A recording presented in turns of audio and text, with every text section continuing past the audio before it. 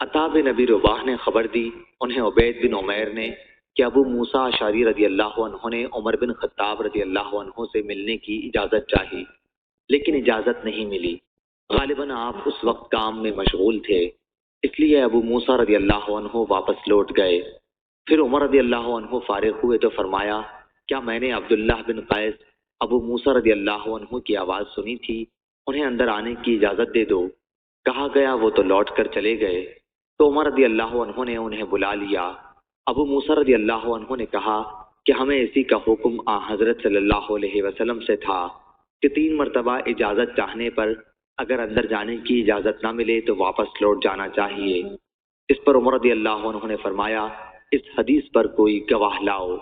ابو موسیٰ رضی اللہ عنہ انصار کی مجلس میں گئے اور ان سے اس حدیث کے متعلق پوچھا کہ کیا کسی نے اسے حضرت صلی اللہ علیہ وسلم سے سنا ہے؟